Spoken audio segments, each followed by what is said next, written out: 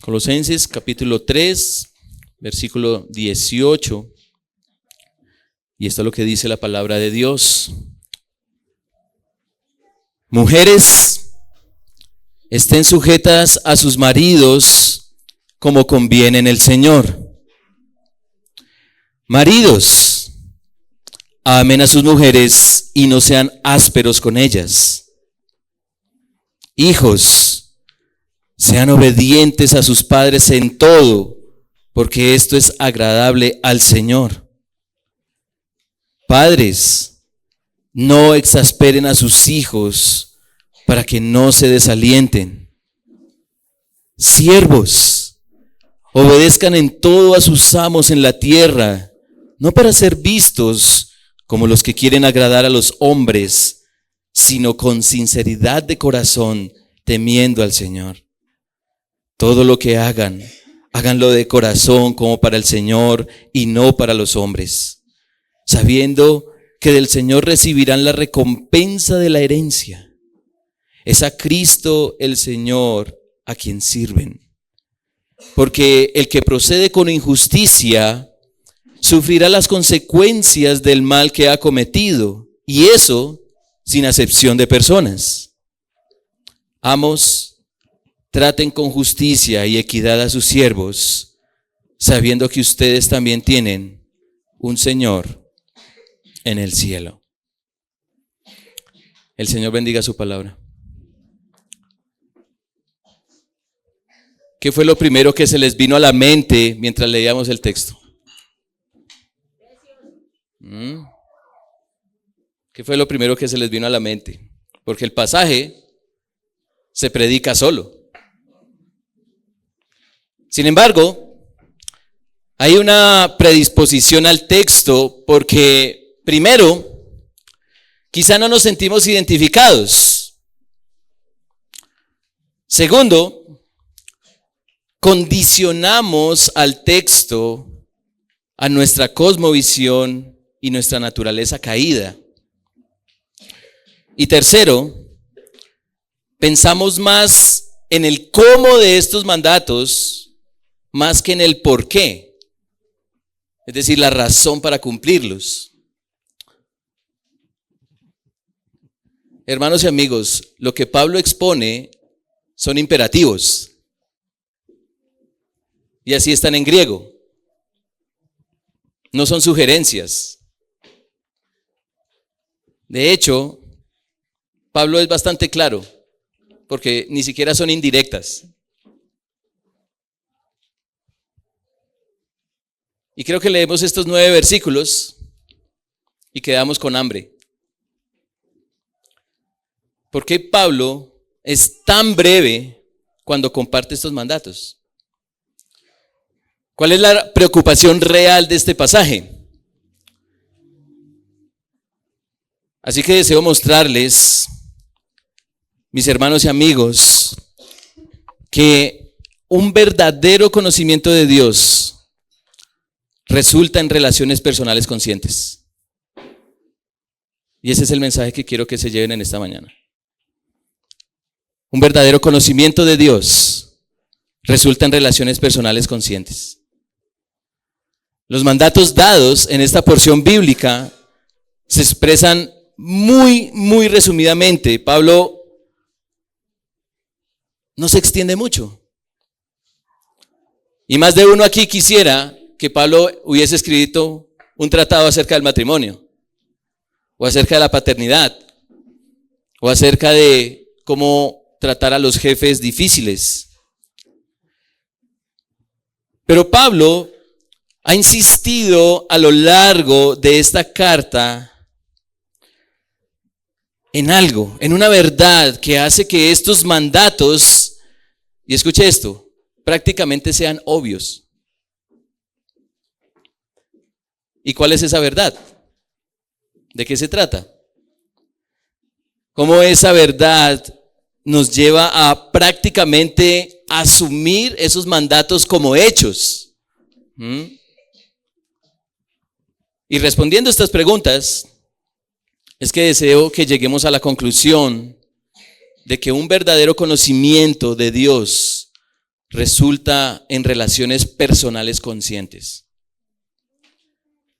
Como es una porción muy pequeña de la Escritura, quiero explicarla revisando algunas ideas clave de lo que hemos visto en esta carta y viendo cómo Pablo llega a estos mandatos de una manera tan natural y qué implicaciones tiene para nosotros. Así que lo que quiero hacer, y básicamente el punto del sermón es el mensaje, porque lo que quiero es explicar el texto, descansando mucho en el contexto, en lo que ya hemos visto. Y luego vamos a ver unas implicaciones. Bien, entonces, como les decía, hay una verdad que gobierna el pensamiento de Pablo.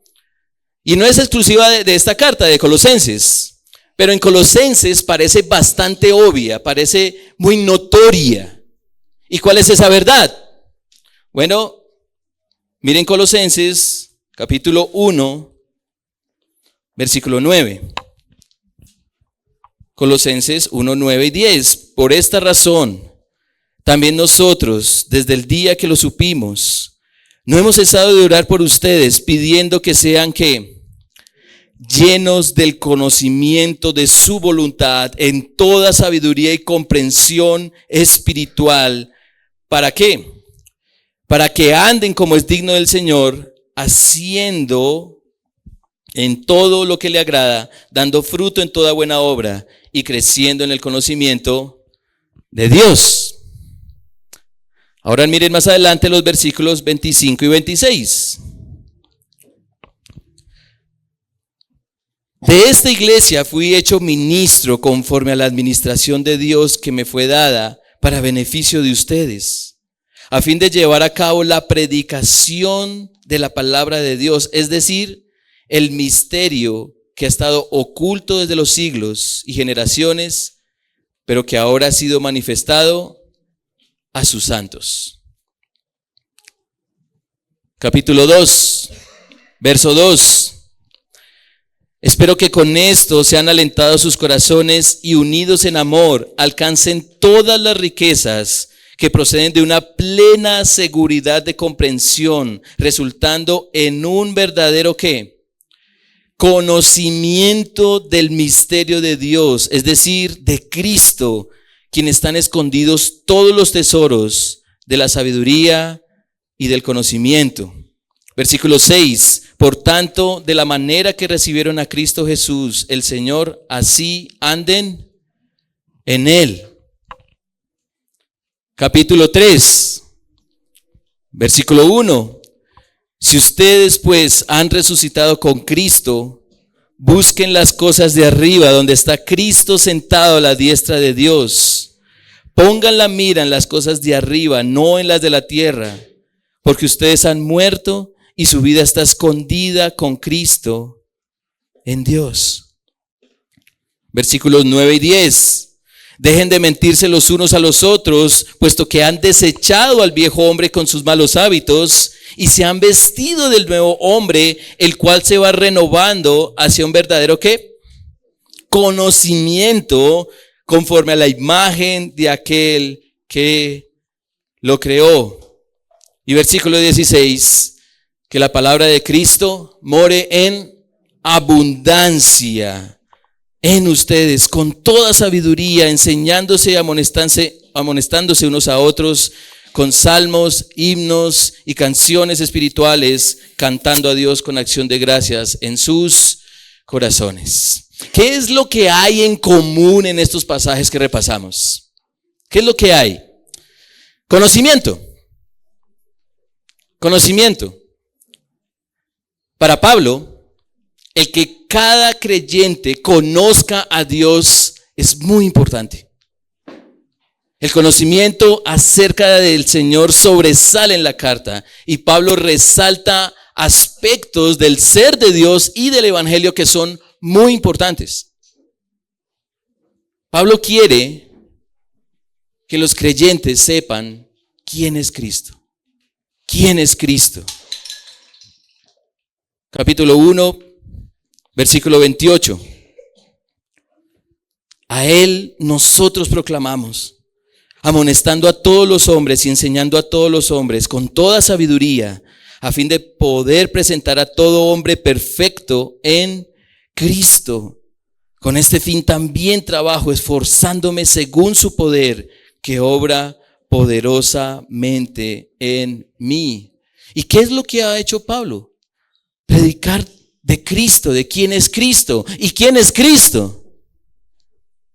Capítulo 1, versículo 13. Porque Él nos libró del dominio de las tinieblas y nos trasladó al reino de su Hijo amado, en quien tenemos redención, el perdón de los pecados. Él es la imagen del Dios invisible, el primogénito de toda creación, porque en Él fueron creadas todas las cosas, tanto en los cielos como en la tierra, visibles e invisibles, ya sean tronos o dominios, o poderes o autoridades. Todo ha sido creado por medio de Él y para Él, y Él es antes de todas las cosas, y en Él todas las cosas permanecen. Él es también la cabeza del cuerpo, que es la iglesia. Él es el principio, el primogénito entre los muertos, a fin de que Él tenga en todo la primacía, porque agradó al Padre que en Él habitara toda la plenitud. Capítulo 2, versículo 9. Porque toda la plenitud de la deidad reside corporalmente en Cristo, y ustedes han sido hechos completos en Él, que es la cabeza sobre todo poder y autoridad. También en Él ustedes fueron circuncidados con una circuncisión no hecha por manos, al quitar el cuerpo de la carne mediante la circuncisión de Cristo, habiendo sido sepultados con Él en el bautismo, en el cual también han resucitado con Él por la fe en la acción del poder de Dios, que los resucitó de entre los muertos. Y cuando ustedes estaban muertos en sus delitos y en la incircuncisión de su carne, Dios les dio vida juntamente con Cristo, habiendo perdonado todos los delitos, habiendo cancelado el documento de deuda que consistía en decretos contra nosotros y que nos era adverso, y lo ha quitado de en medio, clavándolo en la cruz, y habiendo despojado a los poderes y autoridades, hizo de ellos un espectáculo público, triunfando sobre ellos por medio de Él. Versículo 16 del capítulo 2. Por tanto, que nadie se constituya un juez de ustedes con respecto a comida o bebida, o en cuanto a día de fiesta o luna nueva o día de reposo, cosas que solo son sombra de lo que ha de venir, pero el cuerpo pertenece ¿a quién? A Cristo.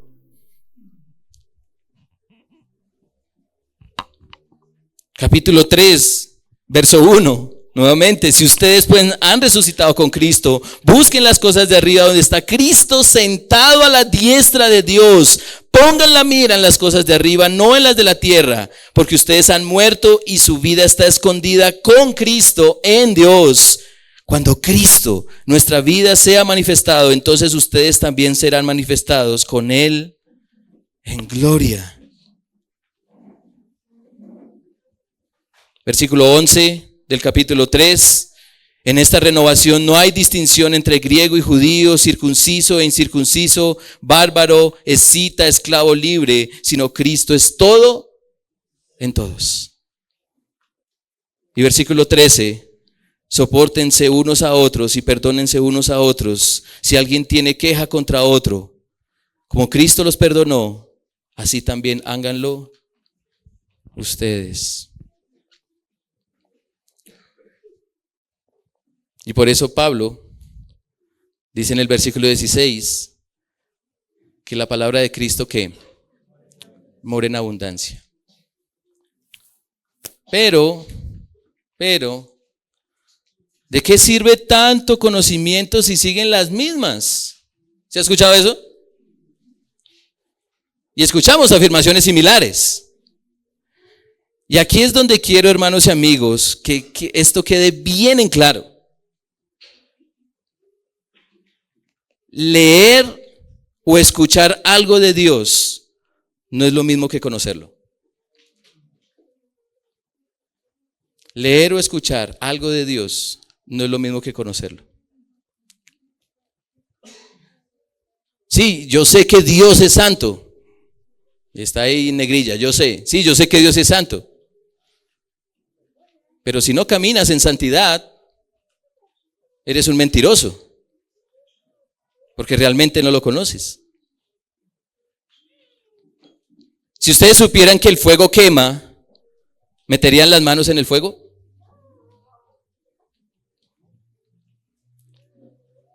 Los buenos lectores de esta iglesia van a saber quién dijo esto. Decimos que conocemos a Dios.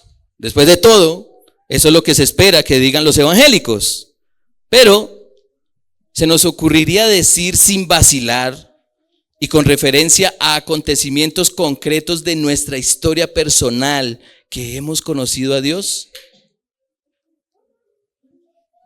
Lo dudo, pues sospecho que para la mayoría de nosotros la experiencia de Dios nunca ha sido tan vívida. Conocer a Dios un poco vale más que conocer mucho sobre Dios. ¿Alguien sabe qué dijo eso? Muy bien, Jay Packer. ¿Qué es conocer a Dios entonces? Es una muy buena pregunta. ¿Qué es conocer a Dios entonces?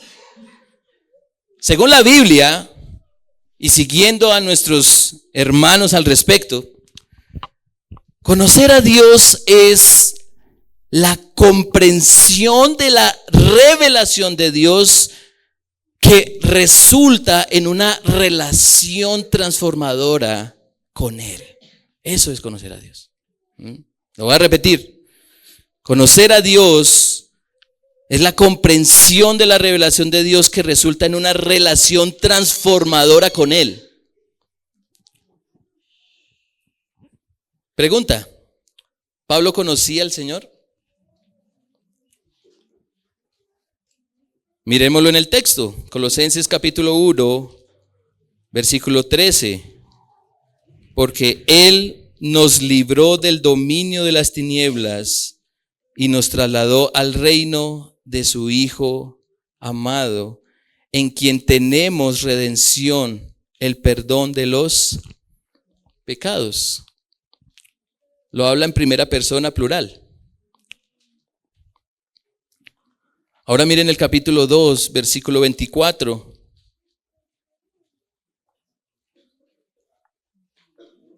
Perdón, no existe el capítulo 2, versículo 24. Pero sí existe el 24 en el capítulo 1, gracias.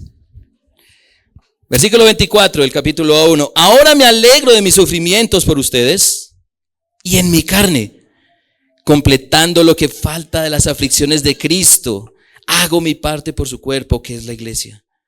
De esta iglesia fui hecho ministro conforme a la administración de Dios que me fue dada para beneficio de ustedes, a fin de llevar a cabo la predicación de la palabra de Dios, es decir, el misterio que ha estado oculto desde los siglos y generaciones, pero que ahora ha sido manifestada a sus santos. A estos Dios quiso dar a conocer cuáles son las riquezas de la gloria de este misterio entre los gentiles, que es Cristo en ustedes, la esperanza de gloria. A Él nosotros proclamamos, amonestando a todos los hombres y enseñando a todos los hombres con toda sabiduría, a fin de poder presentar a todo hombre perfecto en Cristo. Con este fin también trabajo, esforzándome según su poder que obra poderosamente en mí. Pablo conocía al Señor. ¿Y tú conoces al Señor?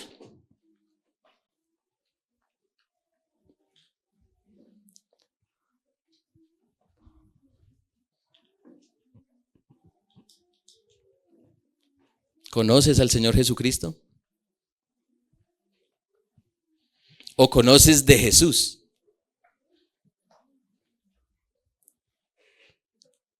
¿Y por qué el conocimiento de Cristo es importante?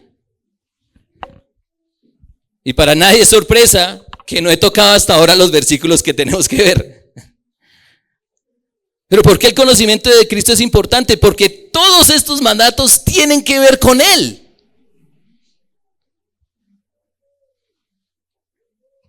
Capítulo 3, versículo 18. Mujeres, estén sujetas a sus maridos como conviene, ¿en quién? En el Señor. Maridos, amen a sus mujeres y no sean ásperos con ellas. Hijos, sean obedientes a sus padres en todo, porque esto es agradable ¿a quién? Al Señor. Padres, no exasperen a sus hijos para que no se desalienten. Siervos, obedezcan en todo a sus amos en la tierra, no para ser vistos como los que quieren agradar a los hombres, sino con sinceridad de corazón, temiendo ¿a quién? Al Señor. Todo lo que hagan, háganlo de corazón, ¿como para quién? Y no para los hombres, sabiendo que ¿de quién? Del Señor recibirán la recompensa de la herencia. ¿Es a quién? Es a Cristo el Señor. ¿A quién sirven? Porque el que procede con injusticia sufrirá las consecuencias del mal que ha cometido, y eso sin acepción de personas. Amos, trate con injusticia y equidad a sus siervos, sabiendo que ustedes también tienen ¿a quién? A un Señor en el cielo. De toda la carta, y si ustedes han tenido la oportunidad de leer Colosenses, de toda la carta, en esta porción, curiosamente, es donde más se repite la palabra Señor. Ni siquiera Cristo, sino Señor.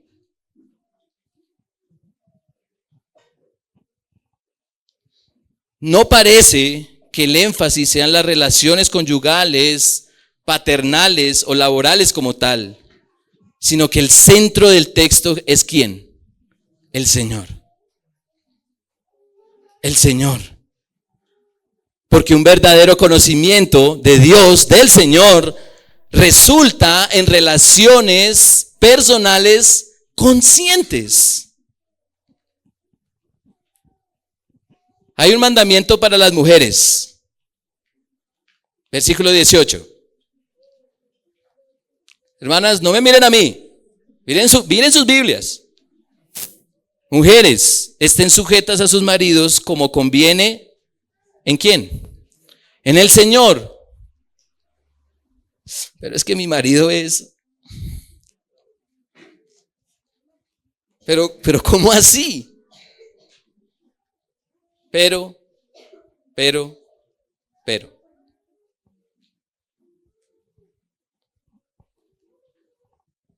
También hay un mandamiento para los hombres. Y este es el que les gusta a las mujeres. Pero si les gusta el primero, también les tiene que gustar el segundo. Porque es la palabra del Señor. Maridos, amen a sus mujeres y no sean ásperos con ellas. Varones, y como varón, lo voy a decir enérgicamente, si conociéramos a Dios, no dejaríamos la amabilidad y la dulzura con nuestras esposas solo para el cortejo. Hay un mandamiento para los hijos, para ustedes niños, y quienes somos hijos, ya grandes también. Versículo 20, hijos, sean obedientes a sus padres en todo, porque esto es agradable al Señor. Ese es el mandamiento que le gusta a los papás. Pero también lo hay para los padres. Versículo 21, padres, no exasperen a sus hijos para que no se desalienten. Hay un mandamiento para los siervos. Versículo 22, siervos, obedezcan en todo a sus amos en la tierra, no para ser vistos como los que quieren agradar a los hombres, sino con sinceridad de corazón, temiendo al Señor. Y también hay un mandamiento para los amos. Capítulo 4, versículo 1. Amos, traten con justicia y equidad a sus siervos, sabiendo que ustedes también tienen un Señor en el cielo. Cuando Dios creó todas las cosas, las creó en perfecta armonía. Las relaciones eran perfectas. Dios con el ser humano, el hombre con la mujer, el ser humano con la creación. Pero entró el pecado, ¿y qué pasó? Las relaciones se dañaron. se rompieron, se quebraron. Las relaciones armoniosas quedaron atrás para dar lugar a las relaciones hostiles y competitivas. No solo se fracturó la relación de nosotros con Dios, no solo se vio afectada la relación de nosotros con la creación, sino que también se dañó la relación entre nosotros como seres humanos. ¿Qué fue lo primero que dijo Adán cuando el Señor le pidió cuentas acerca del por qué había comido del árbol que él había dicho claramente no debían comer? La mujer que me diste por compañera me dio de comer. Ahí vemos el deterioro real de nuestra relación con Dios y con nuestro prójimo. Y entonces la pregunta es, ¿por qué ese deterioro lo vemos todos los días? Todos los días. Aquí en la iglesia lo vemos. Y la pregunta es, ¿acaso hay algo o alguien que pueda cambiar el curso de nuestras relaciones egoístas e inconscientes? ¿Existe algún fundamento que tenga sentido y las impulse a ustedes, mujeres, para que se sometan a sus esposos? ¿Existe una verdad bíblica, histórica e innegable que promueva el amor de ustedes, hombres, hacia sus esposas? ¿Por qué Pablo tendría la osadía de mandarlos a ustedes, niños o quienes son hijos, a que obedezcan a sus padres en todo? ¿Y por qué se les ordena a ustedes, padres, a no lastimar a sus hijos al grado de la irritación? ¿Hay alguna razón para que como empleado me someta en todo a mi jefe?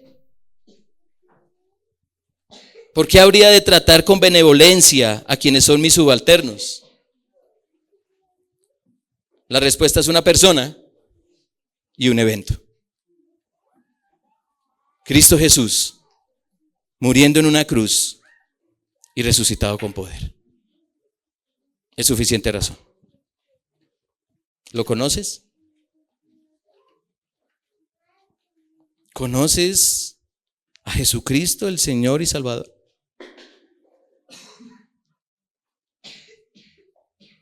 ¿Conoces su evangelio? Porque un verdadero conocimiento de Dios resulta en relaciones personales conscientes. Para que una mujer esté sujeta a su esposo como conviene en el Señor, pues debe conocer al Señor. ¿De qué otra forma? Para que un hombre persista en el amor y la ternura con su esposa, ¿qué necesita? Conocer al Señor. Sino, ¿cómo podría? Y así para cada relación humana, la necesidad del conocimiento de Cristo es vital. Cuando conocemos poco o parcialmente al Señor, no vamos a poder cumplir estos mandamientos. Es imposible cumplirlos. Pero yo conozco una pareja que lleva 50 años de casados y no son cristianos y siguen unidos. ¿Ha visto esas parejas? Bueno, lo que pasa es que no conoces a Dios, que te permitirá conocer mejor a esa pareja que ha estado unida por permanencia, por interés, por vergüenza o por aguante, en el mejor de los casos, y no por el amor de Cristo.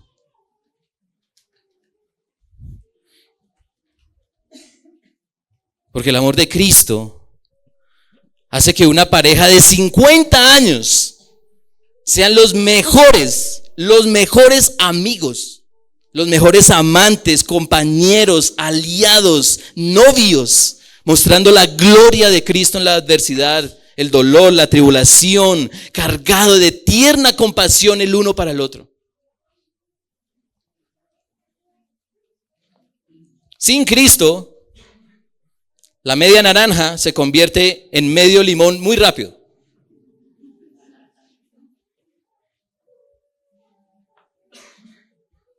Pero en Cristo,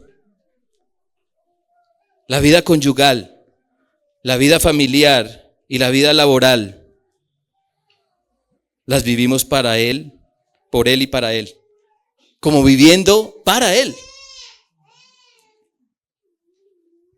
La relación de amos-siervos es la más diciente al respecto. Versículo 22, siervos obedezcan en todo a sus amos en la tierra, no para ser vistos como los que quieren agradar a los hombres, sino con sinceridad de corazón, temiendo al Señor.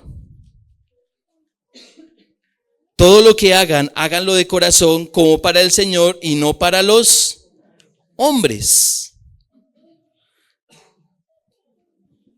Esto es lo que en latín se conoce como coram Deo. ¿Han escuchado coram Deo, cierto? Vivimos ante la presencia de Dios, bajo la autoridad de Dios y para la gloria de Dios. Un verdadero conocimiento de Dios resulta en relaciones personales conscientes. Y entonces, ¿qué implica para nosotros este mensaje? ¿Qué implicaciones?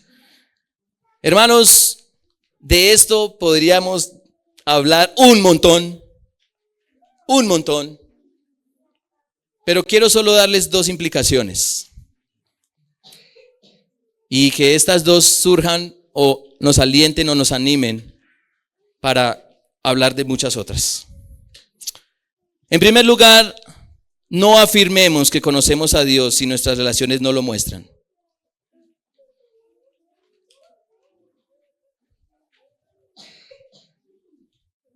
Y quiero enfatizar en tres de esas relaciones. ¿Están listos? En tres de esas relaciones. La primera, me resulta bastante acertado el mandamiento del Señor para los hombres. Si uno tuviera un video que capturara el momento en que conquistamos a nuestras esposas, somos como una dulce miel.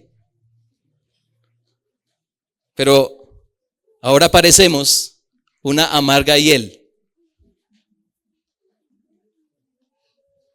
Entre muchas cosas que pudo haber dicho el apóstol Pablo acerca de la unión conyugal, resuena la aspereza.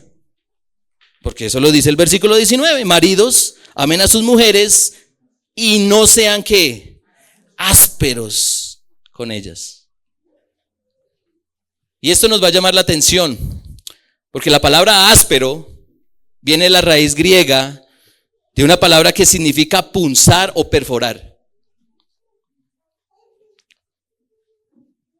Y yo lamento que como hombres seamos expertos en conquistar al principio, pero luego de la conquista venga la dureza. Cuando el Señor Jesucristo hizo todo lo contrario. Experimentó las punzadas de la muerte para que fuéramos amados eternamente. Hombres, revisemos el trato con nuestras esposas. Porque ese trato va a dejar ver si realmente conocemos a Dios o no. La segunda relación. La ternura de un bebé nos derrite, ¿cierto? De complacencia. Pero el bebé crece y nos parece derretir es la ira. ¿O solo me pasa a mí? Nuevamente Pablo se enfoca en un aspecto de la crianza y es la dureza para con los hijos. Versículo 21. Padres, no exasperen a sus hijos para que no se desalienten. Y allí también debemos tener cuidado, pues podemos estar formando hijos para nuestro reino y ser nosotros felices, y no hijos para el reino de Dios, lo cual requiere consistencia, mansedumbre, paciencia. Y tenemos un perfecto ejemplo en nuestro Padre Celestial. que si lo imitamos, podemos ganar a nuestros hijos para el Señor. Si conocemos al Señor, queremos ganarlos para Él, no para nosotros. Queremos así ser hijos que agraden al Señor, no que nos agraden a nosotros. Y tercera relación, con cuánta facilidad ponemos la mira en los hombres, ¿cierto? Es casi inevitable pensar en la admiración, la recompensa y la aprobación humana. Si conocemos al Señor, sabemos que Él es omnipresente.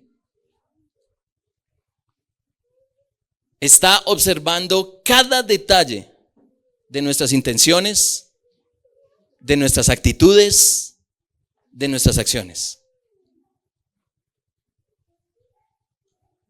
Todo lo sabe, todo lo ve.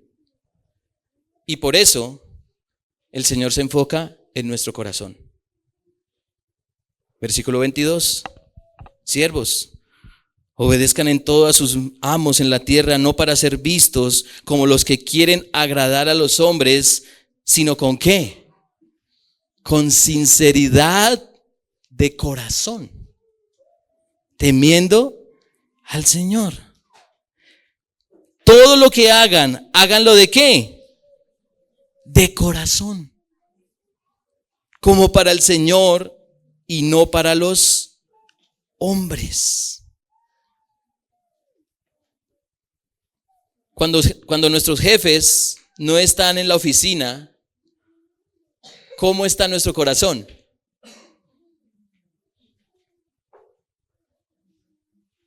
O cuando los miembros estamos haciendo el aseo aquí en la sede y nadie supo que lo hicimos y el esfuerzo que se requirió, ¿cómo estaba nuestro corazón?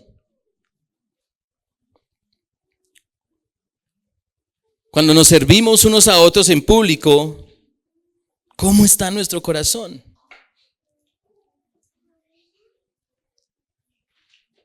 Finalmente, ¿cuál sería nuestro trato hacia el Señor si fuera nuestro jefe o si fuera nuestro subordinado? Porque Jesucristo cumple perfectamente los dos roles. Siendo el Señor y Dios de todas las cosas, gobernando con justicia todo lo creado, pero también siendo el siervo sufriente, encarnado y muriendo por nosotros. Así que, hermanos y amigos, en primer lugar, no afirmemos que conocemos a Dios si nuestras relaciones no lo muestran. Y en segundo lugar, o segunda implicación, busquemos, levanten la mano aquí los ansiosos. Bueno, van a canalizar esa ansiedad hacia algo, porque esta implicación es que busquemos ansiosamente conocer a Dios para que nuestras relaciones sean redimidas. ¿Bien? El matrimonio no es fácil. La paternidad es tremendamente desafiante. Y el trabajo nos reta día tras día. Para Pablo, se asume que el creyente puede tener relaciones personales conscientes porque el Señor es su fundamento y el Señor es su propósito. Es Cristo Jesús quien con su vida, su muerte y con su resurrección lo que lo hace posible. Necesitamos poner más la vista en Jesús que en el pecado de nuestro cónyuge. Necesitamos conocer más a Cristo que las debilidades paternales nuestras. Necesitamos abundar en la palabra de Cristo más que en cualquier otra cosa. Por eso, familia, les ruego les ruego, no sé si la van a cumplir, pero les ruego que ahorita en la comunión, cuando terminemos la oración de dedicación en la comunión, ustedes se pregunten unos a otros: ¿tú conoces a Dios? Hermanos, les ruego que se acerquen a mí y me pregunten: pastor, ¿tú conoces a Dios? ¿Cómo lo estás conociendo? ¿Qué haces día a día para hacerlo?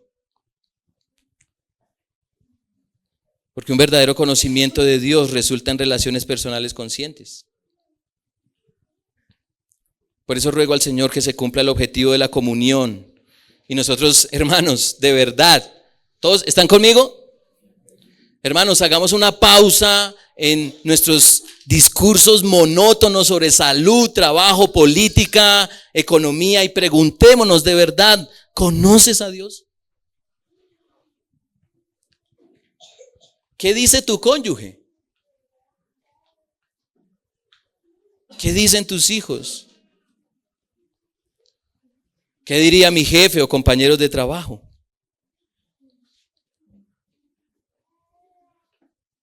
Hombres, entre ustedes, pregúntense: hermano, cuando miras la manera que trato a mi cónyuge, ¿tú qué dices? ¿Crees que conozco al Señor?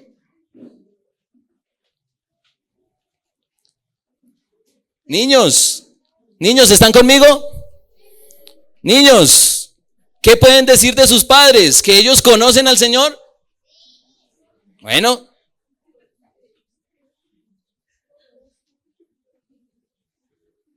pues un verdadero conocimiento de Dios resulta en relaciones personales conscientes.